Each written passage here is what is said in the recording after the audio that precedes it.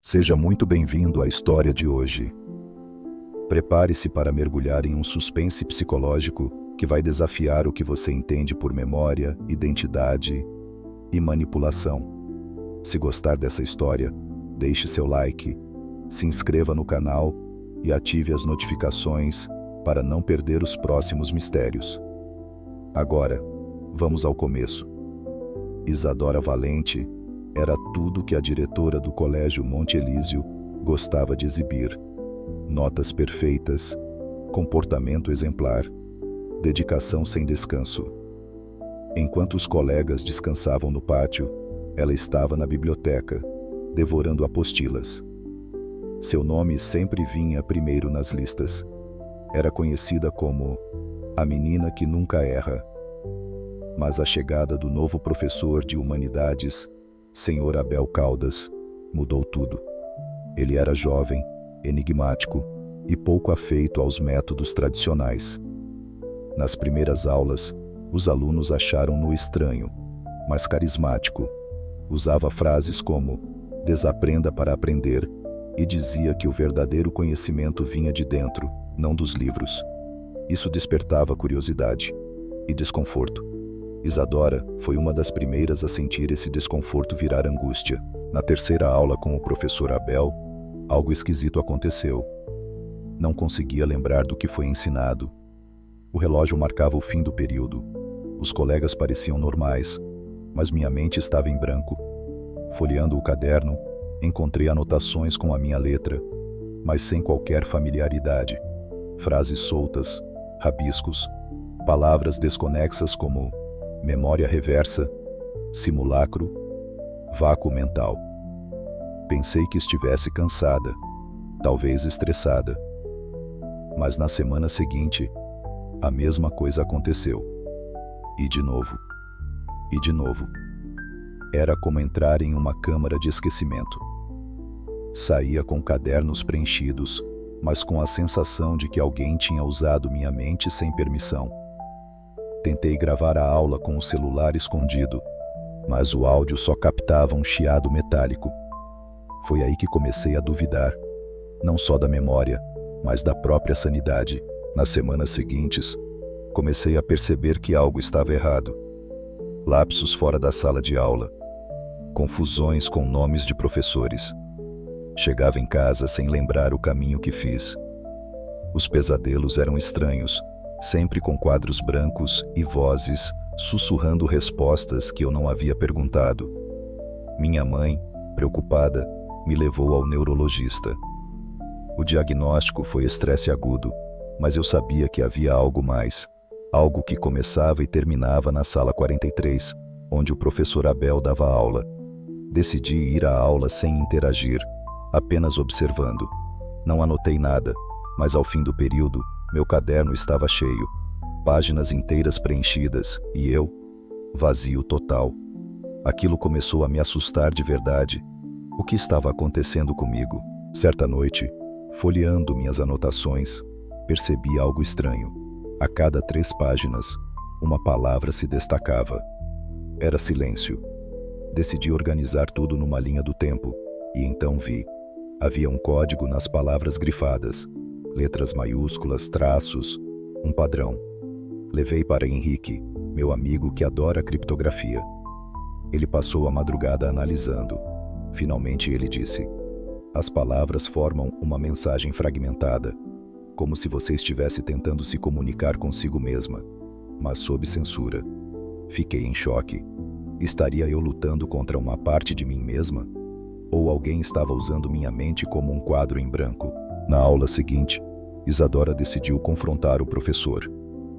Ao cruzar a porta da sala 43, um frio inexplicável percorreu sua espinha. Abel a cumprimentou com um leve aceno e um sorriso tênue. Hoje falaremos sobre o vazio criativo, disse ele. Ela tentou se manter alerta, mas seus olhos começaram a pesar. Cada palavra do professor parecia um anestésico. Quando recobrou a consciência, a sala estava vazia.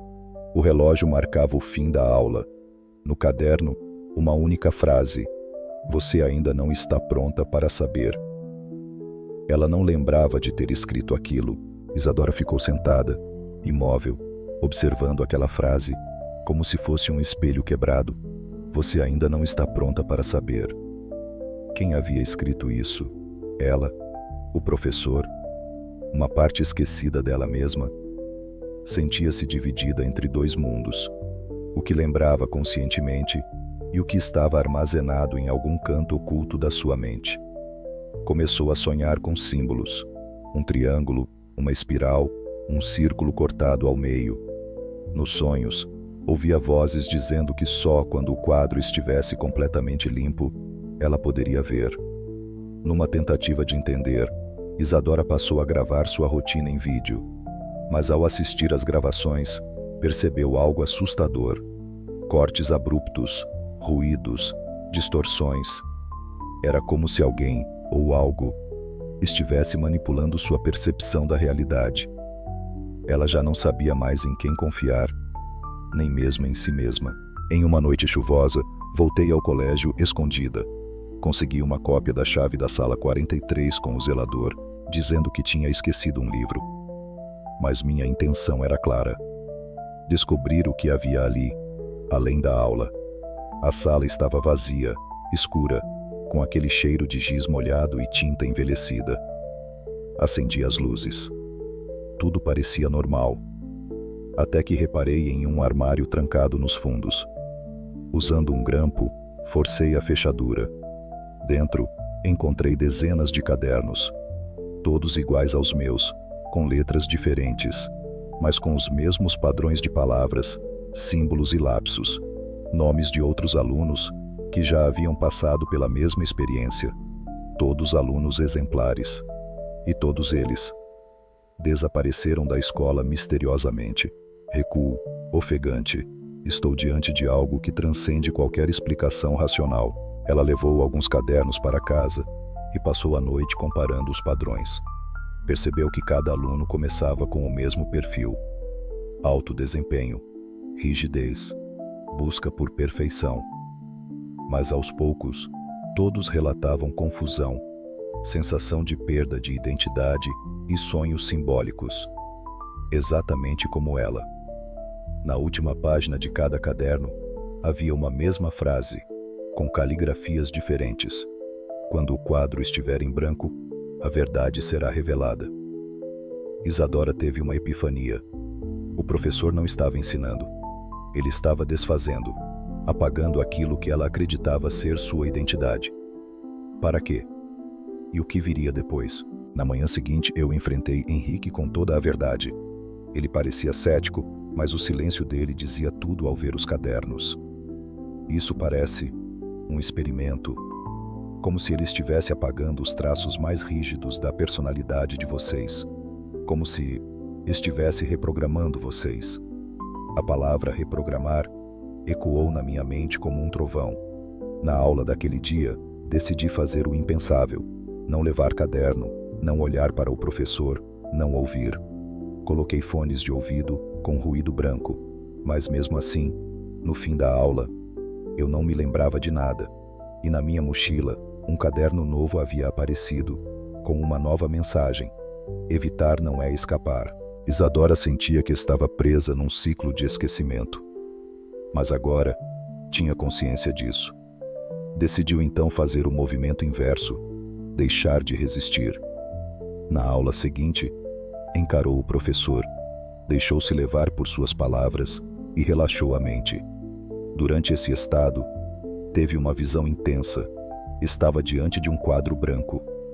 Mas ao invés de vazio, o quadro absorvia tudo: palavras, pensamentos, lembranças. E atrás dele, um reflexo dela mesma, mas com outra expressão, mais calma, mais livre. A figura sorriu e disse: agora você pode ver. Ela acordou, sozinha na sala, mas dessa vez lembrava de tudo. Isadora desceu as escadas do colégio em silêncio, com o coração acelerado. Pela primeira vez, saiu da sala do professor Abel lembrando de tudo e sentiu uma estranha paz. Era como se algo que esteve preso por muito tempo finalmente tivesse sido libertado. Em casa, Não quis anotar nada. Apenas se sentou diante do espelho e se observou. Notou detalhes em si mesma que nunca havia prestado atenção. Um leve tremor nas mãos, um brilho novo no olhar. Ela estava mudando, mas a questão era: para quê? Temia deixar de ser Isadora Valente, a aluna perfeita, mas pela primeira vez não se importava tanto com isso. No dia seguinte, Abel a chamou para conversar após a aula. Na sala vazia, ele a observou com um olhar quase orgulhoso. Você chegou ao limiar. O limiar de quê? Ela perguntou. Da reconstrução. Ela franziu a testa. Eu não pedi para ser reconstruída. Todos vocês pedem. Alguns em silêncio, outros em desespero. Você pedia com perfeição. A perfeição é um grito por socorro mais polido. Ela engoliu seco. Você me manipulou? Não. Eu te desarmei. O resto foi você quem escolheu fazer. Ela se levantou, confusa, e antes de sair, ele completou. O quadro já não está mais em branco. Está pronto para ser preenchido. Por você mesma. Isadora saiu dali, sentindo-se dividida entre revolta e libertação. O que ele havia feito era ético, humano, permitido. Mas era inegável que ela já não era mais a mesma. Sentia uma estranha autonomia nas ideias, um pensamento não mais condicionado pelas expectativas alheias. Começou a mudar seus hábitos, dormia mais cedo, desistiu de competições que antes a deixavam ansiosa. Recusou o convite para representar a escola em uma Olimpíada acadêmica, algo impensável para a antiga Isadora. Colegas começaram a estranhar, professores cobraram, a mãe se desesperou, mas pela primeira vez, ela não tentava agradar ninguém. E isso era libertador. Uma tarde, ao revisar meus antigos cadernos, percebi como todos meus pensamentos estavam presos a fórmulas. Títulos sublinhados, anotações sem margem de dúvida, frases decoradas como leis absolutas. Essa era eu? Pensei, confusa. Em meio aos papéis, encontrei o primeiro bilhete. Você ainda não está pronta para saber. Agora, li aquilo com outro significado. Eu entendi. Não era o professor que me impedia de lembrar. Era eu mesma. A parte de mim que tinha medo de falhar, de ser outra pessoa que não a idealizada. Talvez Abel não tivesse implantado nada, apenas removido o excesso, e o que restava agora era eu. Isadora olhou para a sala 43 e viu um espaço de transformação, não de opressão. Ali, ela começou a escrever, não resumos ou fórmulas, mas textos livres e poéticos. No quadro branco de casa, ideias soltas surgiam, sem a pressão da perfeição. Quem sou eu quando ninguém me exige nada? Escreveu, encarando a pergunta por horas. Sem pressa por respostas, ela sentia que estava realmente aprendendo. Não sobre química ou gramática, mas sobre si mesma. Henrique observava tudo à distância, vendo-a florescer de uma forma silenciosa. Ela ainda era inteligente, ainda era dedicada, mas agora era humana. Os acessos de ansiedade cessaram, os lapsos de memória desapareceram, os sonhos se tornaram claros, visões dela mesma atravessando portais, apagando fórmulas do quadro. Na última aula do semestre, Abel anunciou que não retornaria no próximo ano. Minha função aqui se encerra com este ciclo, disse ele. Isadora não fez perguntas, apenas o agradeceu com um olhar. Ele respondeu com um aceno respeitoso, como quem sabe que cumpriu sua missão. Ao final do ano letivo, Isadora recebeu menção honrosa por excelência acadêmica. Recusou a premiação, não por desdém, mas porque, pela primeira vez, sabia que isso não a definia. A antiga Isadora era feita de pressão. A nova, de presença. Continuava estudando, mas agora lia também poesia, filosofia, arte. Não para provar que era boa, mas para descobrir o que a emocionava. E em cada página que lia, sentia-se menos programada e mais inteira. Era como se tivesse limpado a lousa da mente. E agora, finalmente, pudesse escrever a si mesma. Hoje, se perguntarem a Isadora o que ela lembra das aulas do professor Abel, ela dirá tudo e nada, porque a lição não estava no conteúdo, mas na desconstrução. Ela ainda guarda um dos cadernos antigos. Na última página, riscou uma única frase com tinta vermelha: "Agora eu estou pronta." Aquela história de a melhor aluna da escola virou uma memória distante, quase uma ficção. Hoje, ela é apenas Isadora. E isso é mais do que suficiente. Se você chegou até aqui, espero que essa história tenha te feito pensar. Quantas partes suas são de verdade? E quantas foram escritas por outros?